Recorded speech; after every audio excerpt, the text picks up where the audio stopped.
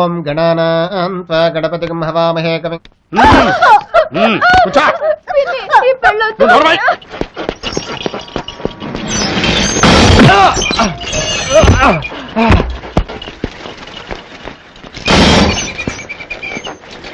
దాదా నీకోసమే ఎదురు చూస్తున్నా.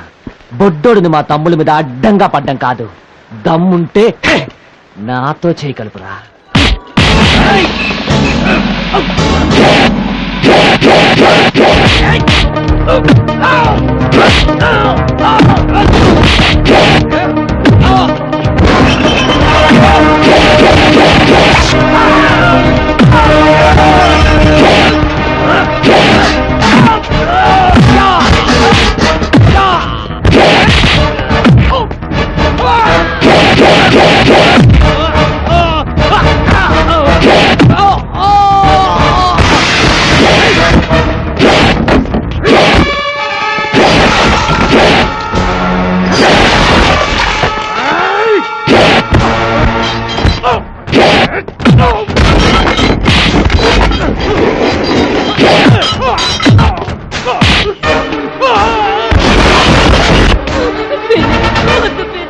వద్దంటే ఊరుకుంటా. కూర్చో.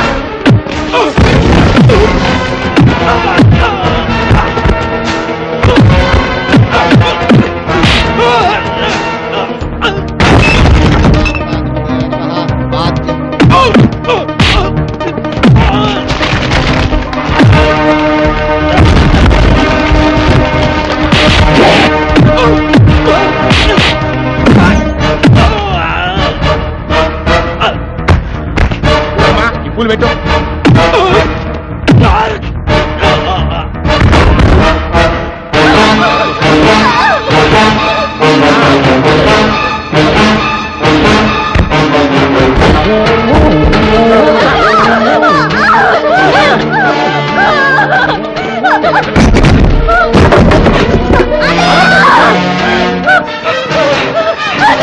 అమ్మా సంగీత, ఎక్కడికి పారిపోతావే?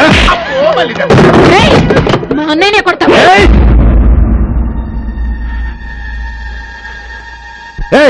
ఆడదాని మీద చేయటం మగతనం కాదు.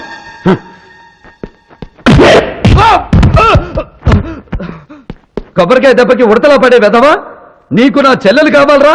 ఎవర్రా నీకు చెల్లులు? దీంతో పాటు పేగు తెంచుకు పుట్టావా?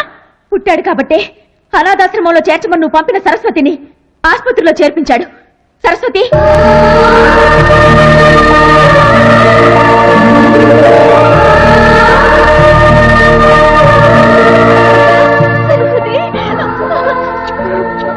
కాదమ్మా, వరసకు పిన్నివి కాబట్టి వదిలిపెడుతున్నా. వీళ్ళ జోలికి ఎవరొచ్చినా నరికి పారేస్తాం. వీళ్ళు నా చెల్లెళ్ళు కాదు కాదు కాదు.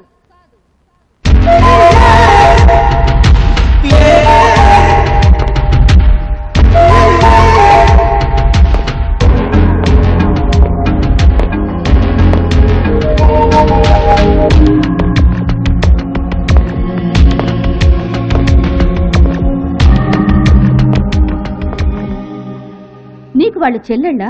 అవును, అతను మా వాసన్నయ్యే. వాస?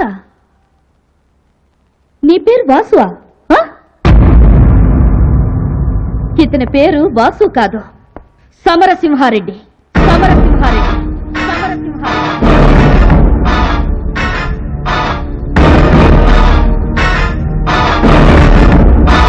నీ వాసన్నయ్యని చంపి ఆ రూపంలో వచ్చిన హంతకుడు. అవద్దు, నిజం.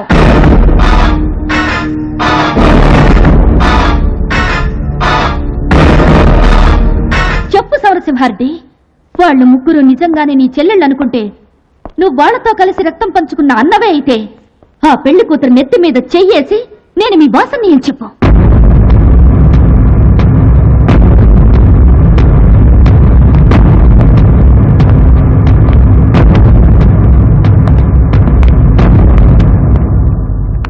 పోనీ నువ్వు నడక నేర్పిన ఈ చిట్టి చెల్లెల మీదైనా ప్రమాణం చేసి చెప్పు, నేను మీ వాసన్నయ్యని చంపలేదు అని.